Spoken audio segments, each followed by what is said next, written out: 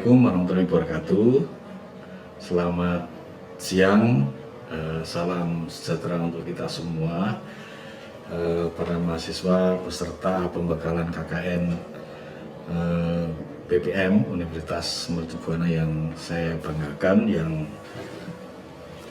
tersebar atau yang mengikuti acara ini dari rumah masing-masing atau tempat masing-masing.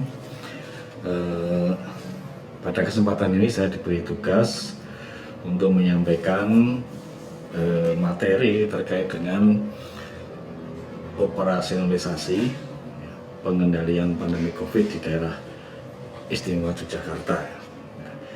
Tentu pertama kami mengucapkan terima kasih kepada Universitas Mercubuana yang memberikan kesempatan kepada kami untuk mengisi acara ini.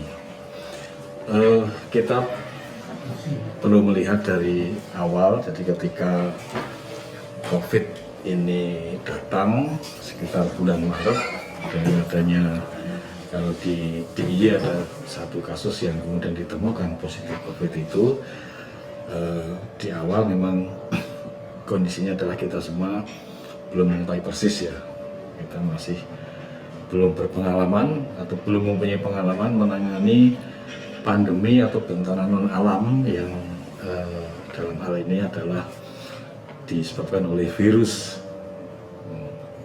coronavirus disease 19.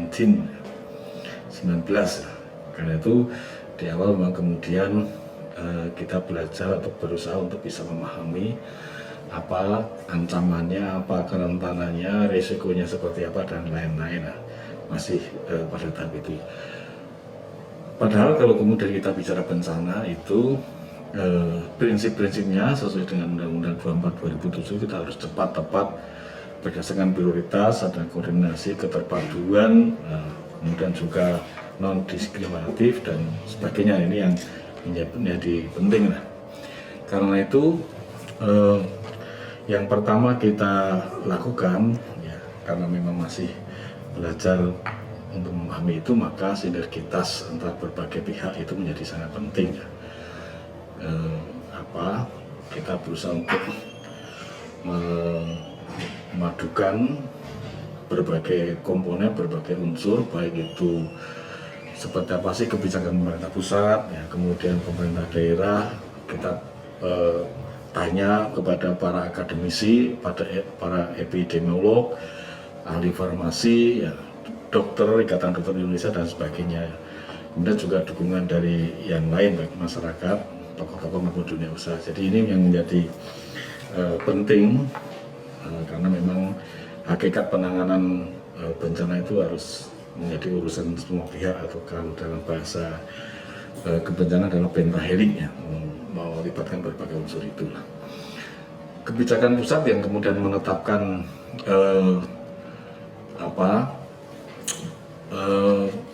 COVID sebagai bencana kesehatan, dan kemudian diikuti oleh daerah. Jadi daerah istimewa Jakarta pada menindaklanjuti kebijakan di pemerintah pusat itu, kemudian kita menetapkan tanggap darurat, ya, tanggap darurat, kemudian berbagai kebijakan dikeluarkan, surat edaran dan sebagainya. Ini untuk membangun pemahaman di kalangan masyarakat bahwa kita sekarang ini menghadapi persoalan, ya, atau menghadapi masalah bersama, ya. Ini kalau kita kembali lagi tadi bahwa kolaborasi menjadi sangat penting, dan kolaborasi sinergi itu akan terbangun kalau kemudian ada keterlibatan bersama dan juga ada upaya yang terkoordinasi.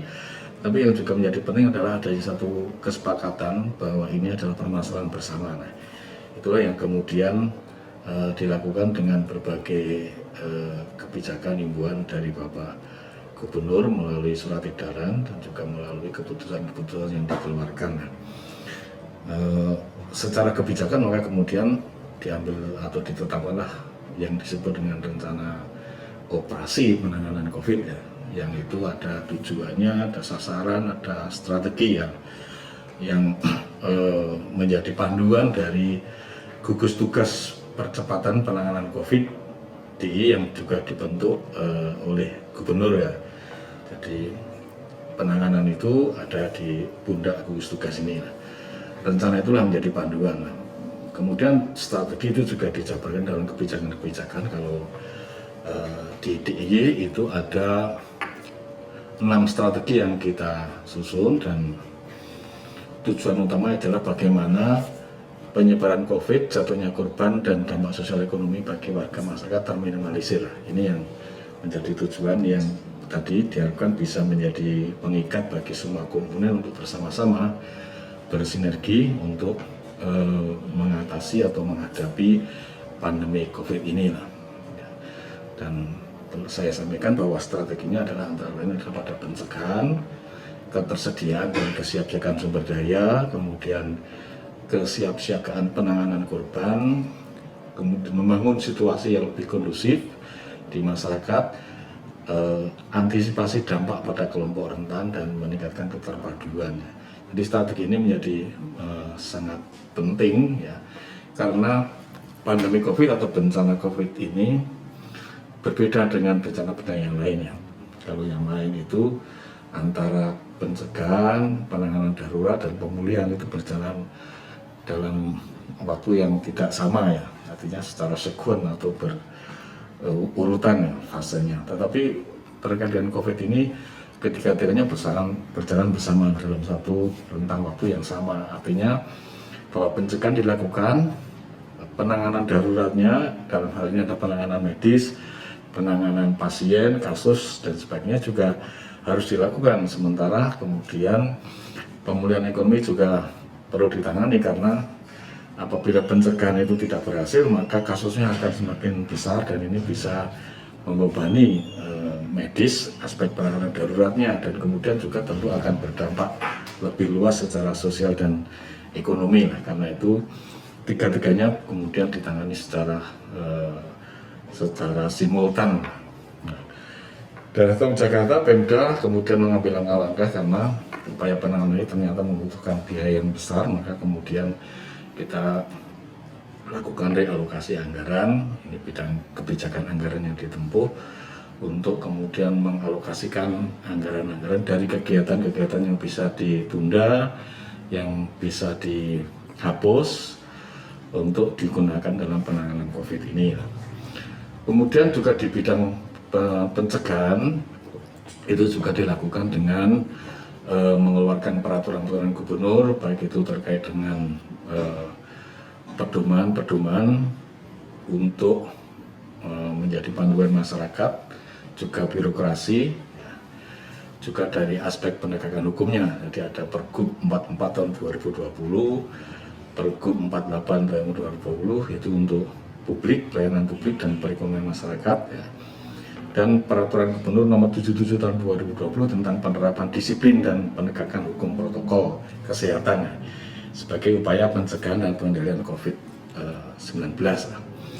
Ini menjadi penting karena antara satu sisi kita perlu membangun perilaku masyarakat juga di lingkungan birokrasi, tetapi juga kemudian perlu ada langkah-langkah penegakan hukum ya, supaya menjadi menyadarkan masyarakat bahwa COVID itu masih menjadi ancaman dan itu harus kita hadapi, kita cegah bersama-sama.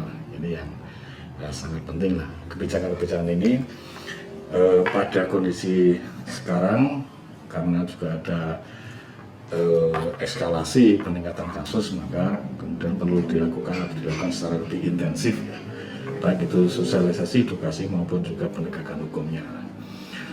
Kalau kita bicara penanganan COVID ini secara global ada 3 ya, tadi adalah pada penanganan pencegahan dan penanganan aspek kesehatan.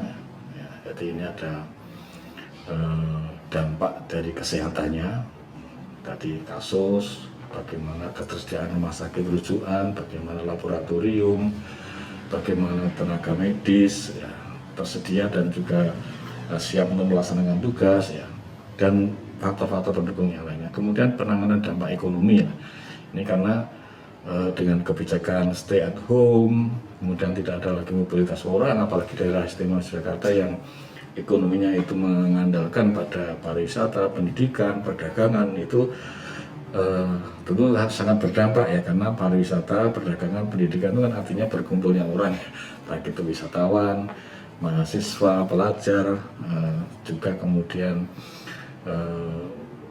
kunjungan ke hotel dan sebagainya.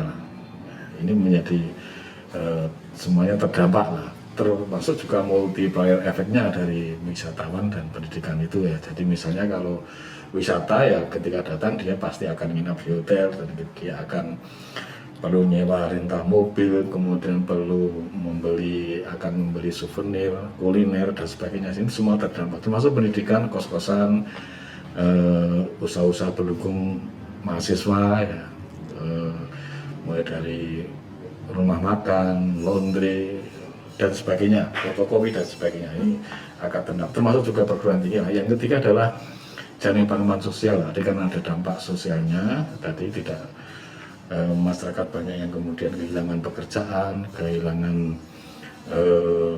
aktivitas ekonominya karena harus stay at home atau kemudian tidak ada pembeli. Nah, ini yang kemudian dilakukanlah jaring pengaman sosial.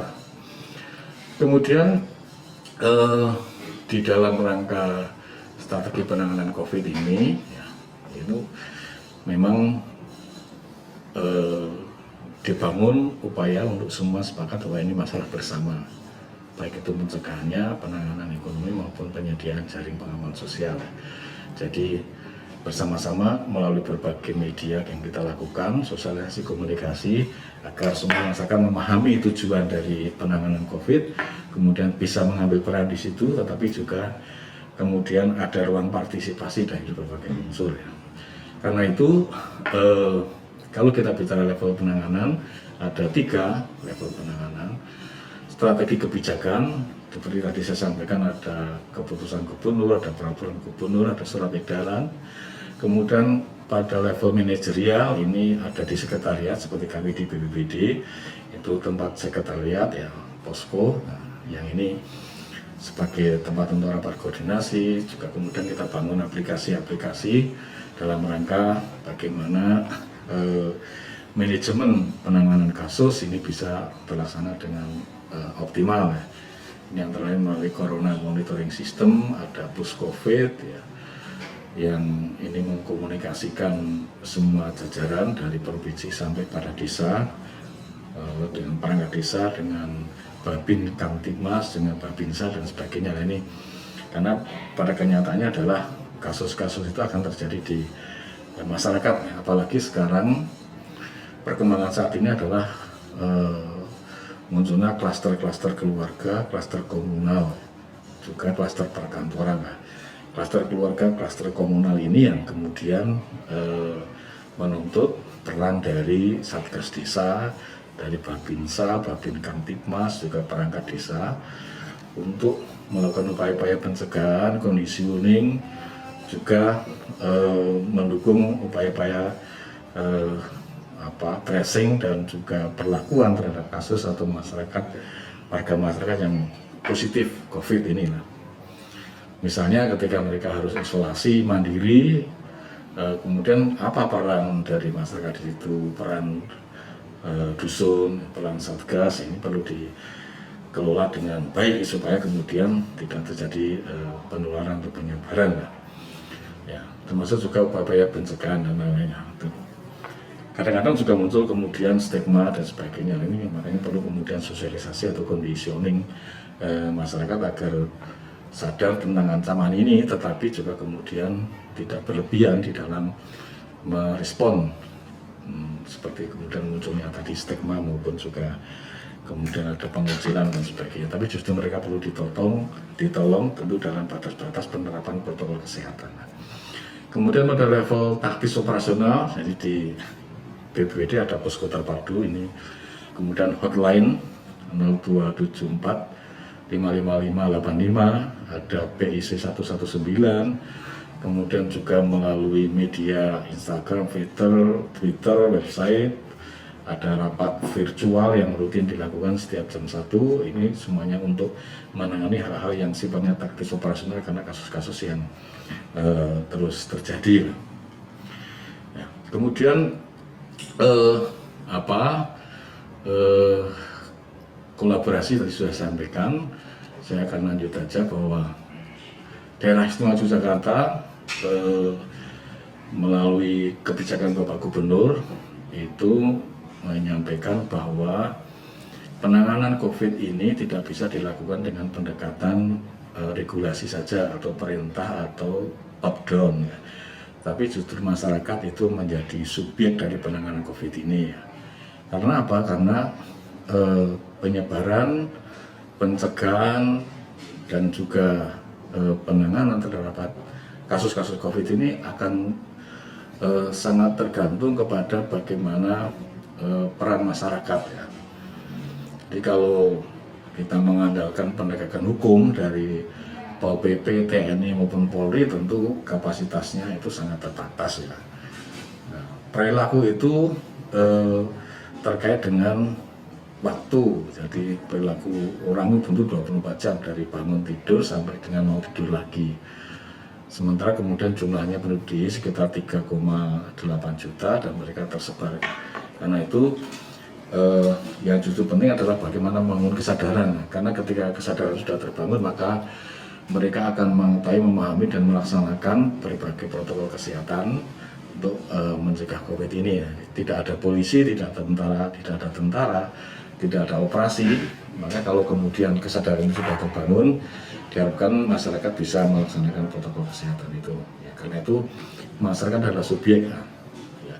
Dan dengan kebijakan ini maka membuka peran masyarakat untuk melakukan berbagai upaya pengelolaan di tingkat desa, ya, secara berjenjang, ya, untuk mencegah, meminimalisir ruang-ruang atau potensi kerawanan yang bisa menyebabkan penularan COVID-19.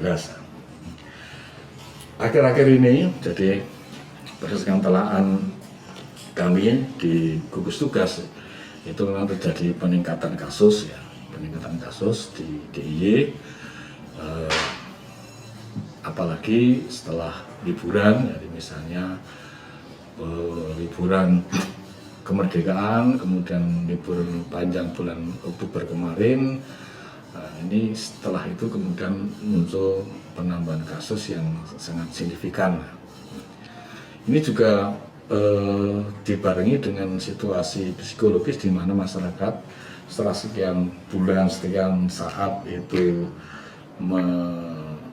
mengekang keinginannya untuk beraktivitas, ya. Karena kan manusia adalah makhluk sosial yang dia butuh aktivitas, butuh interaksi. Tetapi dengan pandemi COVID itu tidak bisa dilakukan. Dalam awal-awal itu kebijaksanaannya adalah ada pembatasan wilayah, stay at home, tidak usah mudik dan sebagainya.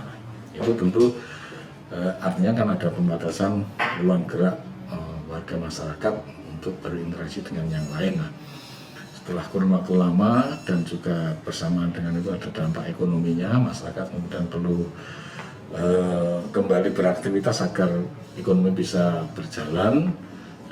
Ini yang kemudian membuka peluang atau potensi terjadinya penyebaran dan peningkatan kasus seperti yang selama ini terjadi.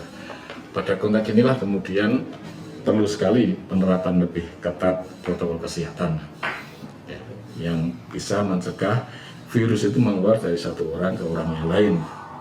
Artinya mencegah supaya kita tidak menulari yang lain, tapi yang lain juga tidak menulari diri kita. Makanya pakai masker, jaga jarak, dan juga cuci tangan.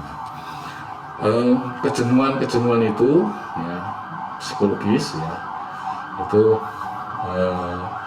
dialami dan pernah terjadi di Jogja misalnya. Kemudian banyak orang booming untuk goes sampai memadati tempat-tempat publik, ya, dan itu riskan sekali dengan penularan. Maka kemudian perlu dilakukan langkah-langkah tegas untuk mencegah itu. Terkait dengan kondisi ini, maka kemudian perlu dilakukan lebih waspada. Jangan sampai ada mispersepsi bahwa new normal itu adalah ya normal seperti biasanya, tetapi new normal adalah kehidupan dengan adaptasi kebiasaan baru karena ada faktor pandemi di dalam kita beraktivitas ya. Dan itu dampaknya memang saat ini muncul tadi klaster lembaga, klaster komunal, bahkan klaster keluarga. Karena itu ketika kita berada di tengah-tengah masyarakat, mahasiswa yang kemudian KKN di tengah-tengah masyarakat, diharapkan justru bisa menjadi agen-agen untuk bagaimana menerapkan adaptasi kebiasaan baru di lingkungan atau di tempat, di wilayah mereka melaksanakan kuliah kerja nyata pada saatnya nanti ya. Nah, ini menjadi sangat penting agar kehadiran mahasiswa ini menjadi faktor positif di dalam penekanan pencegahan COVID ya. Jadi jangan sampai justru kemudian muncul aktivitas-aktivitas yang karena lalai dalam penerapan protokol kesehatan maka berpeluang atau rentan terhadap munculnya penularan melalui aktivitas-aktivitas yang dilakukan dalam program-program KKN. Ini yang saya kira perlu ditekankan. Karena itu sampai pada saat ini, jadi ya, seperti tadi saya sampaikan di awalnya adalah penanganan itu ada pendekatan wilayah, ada PSBB, tadi ada larangan mudik, kemudian pendekatan desa kampung, ya, ada pembatasan di dusun-dusun dan sebagainya. Tapi sekarang dengan adanya tuntutan aktivitas warga masyarakat, ekonomi, sosial, pariwisata dan sebagainya, maka pencegahan itu bersifat pada pendekatan individu ya, tadi bagaimana protokol kesehatan bisa diterapkan. Karena itu masyarakat menjadi subjek, keteladanan tokoh menjadi penting, perilaku individu menjadi kunci di dalam mencegah agar tidak tertular ataupun agar tidak menulari yang lain. Karena itu edukasi, sosialisasi, penegakan hukum menjadi penting lah. Kami justru berharap rekan-rekan mahasiswa ini bisa menjadi bagian dari upaya kita mengedukasi masyarakat terkait dengan adaptasi kebiasaan baru, karena memang kita belum bisa memastikan kapan COVID ini akan berakhir, bahkan vaksin juga masih dalam proses ya. Ini yang momentum ini menjadi penting untuk ikut menjadi bagian dari kolaborasi bagaimana mencegah dan menangani COVID itu lah. Karena itu informasi menjadi sangat penting, edukasi, dan juga yang tidak kalah penting adalah keteladanan. Ya. Karena itu beberapa kebijakan pemerintah di dalam penanganan pandemi ini yang perlu menjadi perhatian kita semua adalah misalnya sistem zonasi warna. Jadi perlu dilihat dusun, desa di mana rekan-rekan mahasiswa itu melaksanakan KKN seperti apa sih risikonya, peta risiko di kawasan itu, apakah kemudian risiko tinggi atau sedang atau rendah. Nah, ini tentu akan mempengaruhi bentuk-bentuk aktivitas yang perlu dilakukan atau yang bisa dilakukan, yang memungkinkan dilakukan. Kemudian kalau upaya-upaya yang lain di dalam penanganannya adalah kita akan menambah tempat tidur, kapasitas rumah sakit, karena memang peningkatan kasus ini yang terjadi akhir-akhir ini memerlukan penambahan kapasitas rumah sakit yang tentu juga kemudian memerlukan tambahan tenaga medis, dokter maupun perawat ya. Kemudian juga produk masker terus ditingkatkan, ada juga APD dan sebagainya. Nah, ini kebijakan-kebijakan besar yang dilakukan untuk memastikan bahwa penanganan COVID ini bisa dilakukan dengan baik lah. Beberapa hal yang ini contoh-contoh saja penanganan kasus yang dilakukan menjadi sangat penting ya di daerah kita. Justru kemudian di waktu yang lalu banyak peristiwa yang mengharukan karena masyarakat yang bukannya menolak tenaga kesehatan yang terkena COVID, tetapi justru mereka memberikan satu apresiasi ya, pada perjuangan para tenaga kesehatan itu ya. Kemudian juga peran masyarakat dari di daerah Timur Jakarta di awal-awal dulu banyak sekali pembatasan akses ini untuk mencegah penularan itu. Artinya bahwa melalui gerakan masyarakat ini ada pemahaman, ada upaya edukasi dan juga kemudian ada ruang partisipasi yang dilakukan masyarakat. Kemudian juga dukungan dalam bentuk sumber daya, jadi banyak donasi diberikan, baik itu dalam bentuk uang, barang, permakanan dan sebagainya. Nah ini menjadi penting untuk menggali potensi masyarakat. Penanganan dampak ekonomi saya sampaikan tadi juga ada bantuan-bantuan kemanusiaan, ada pembagian kebutuhan hidup, bakti sosial dan sebagainya. Dan semuanya itu bisa terbangun kalau kemudian ada transparansi, ada responsivitas melalui channel-channel yang kita buka. Tadi ada hotline, ada website dan sebagainya. Termasuk juga kemudian upaya-upaya edukasi pada masyarakat, pesan-pesan terkait penerapan protokol kesehatan melalui tokoh-tokoh maupun melalui himbauan terus dilakukan di tengah-tengah masyarakat melalui media yang ada ya. Itu saya kira beberapa hal yang perlu kami sampaikan, mungkin kami garis bawahi. Jadi pada aspek kebijakan itu bisa kebijakan nasional, kebijakan daerah sampai pada kebijakan di tingkat kabupaten kota. Kemudian juga secara kelembagaan menjadi penting peran masyarakat. Di provinsi ada gugus tugas, di kabupaten dan juga di desa ada satgas desa menjadi penting. Dan yang kemudian edukasi, sosialisasi dan juga keteladanan dalam upaya membangun perilaku yang sesuai dengan adaptasi kebiasaan baru dengan disiplin menerapkan protokol kesehatan. Perjuangan ini masih panjang, ancaman masih nyata, dan sekarang kasus meningkat. Karena itu sinergi semua pihak termasuk rekan-rekan mahasiswa, dukungan perannya di dalam penanganan COVID ini, mendukung penanganan COVID jadi sangat penting. Saya kira itu yang bisa saya sampaikan. Ada kurang lebihnya mohon maaf. Kami akhiri, selamat siang. Terima kasih. Wassalamualaikum warahmatullahi wabarakatuh.